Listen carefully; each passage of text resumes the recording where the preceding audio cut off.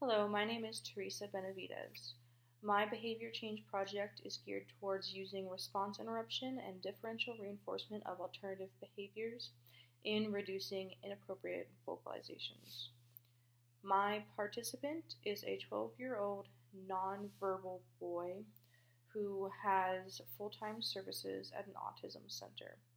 While he was nonverbal, he is very vocal, and some of these vocalizations are deemed inappropriate because they are above the normal speaking voice, in other words, at a yelling voice, that can be disruptive to not only his learning but the learning of the students around him.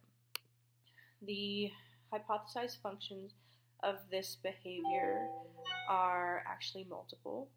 It is hypothesized that one function of the behavior is automatic, that the vocalizations in itself is reinforcing because of either the sound or the feeling or both. It is also hypothesized that secondary functions might include attention in the form of others, including his therapists and peers, mentioning his yelling, asking him to be quiet. Some of the students get a little upset, and therefore this can be an attention-based behavior. Additionally, it is also hypothesized that this behavior can be reinforced by escape, as the student often will exhibit inappropriate vocalizations during non-preferred tasks in a way to get out of them. And the response interruption procedure was chosen because the research has shown that it can be effective in reducing stereotypic behavior that is maintained by automatic reinforcement. The DRA, differential reinforcement of alternative behaviors, was chosen so that we may reinforce an alternative behavior. The alternative behavior that I've chosen in this project is using a speech-generating device to request attention or escape from an activity.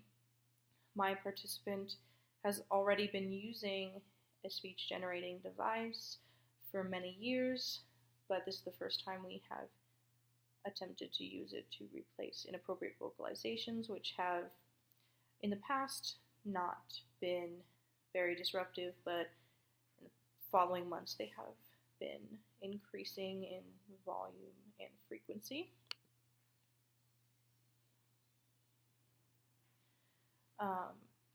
The participant is a 12-year-old boy who is nonverbal but has vocalizations. He is full-time participating in ABA at a center and does not receive schooling in a general education environment. He lives with his mom and dad and two sisters.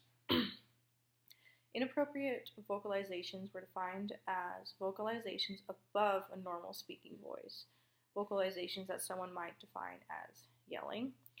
Examples include when the participant yells ah or ya above a normal speaking voice. Non-examples include some other vocalizations that the participant exhibits that are quiet below a normal speaking voice. They're not being targeted.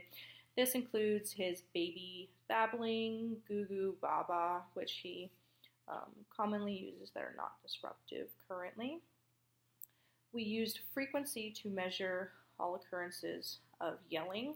The onset was the first sound above a normal speaking voice, and the offset was cessation of the behavior for 3 or more seconds. IOA data was collected by the BCBA in charge of the participant's case during all phases of the intervention. IOA was calculated at 100%. For the intervention, we used a single subject ABAB design or reversal design.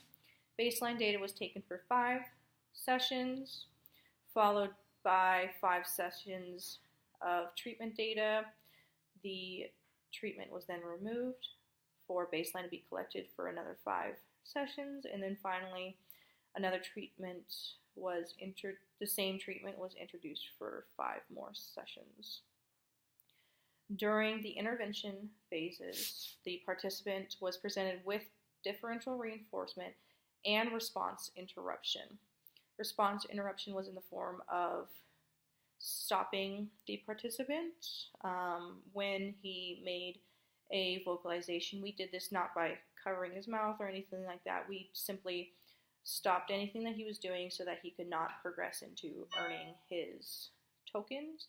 If he was walking, we stopped and waited for the inappropriate vocalizations to stop. Once they stopped, we proceeded to use differential reinforcement of alternative behaviors by prompting him to use his iPad to request a preferred activity or to request to leave a non-preferred activity.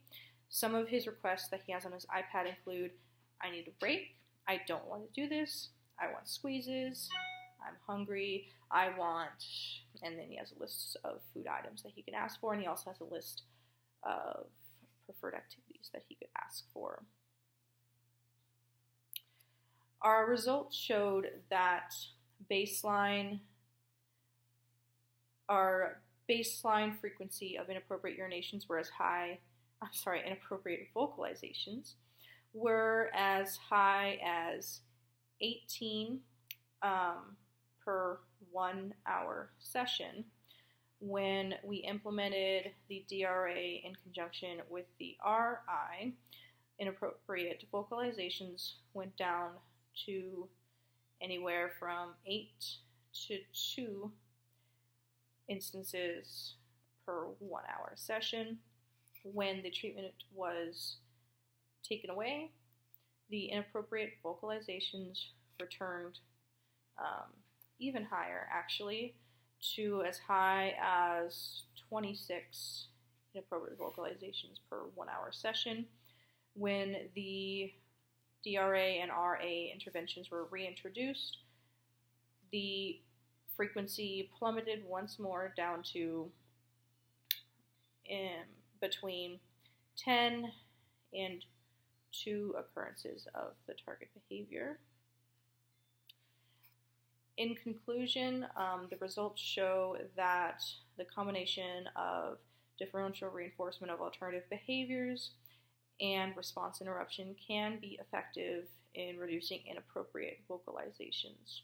Some of the limitations of this study were that I was not able to evaluate response interruption and differential reinforcement of alternative behaviors separately. In this way, it is unclear whether or not one had more influence over the other, or if they were implemented separately, that one would not be more successful than the other. This was due to a time constraint for the due date of this project.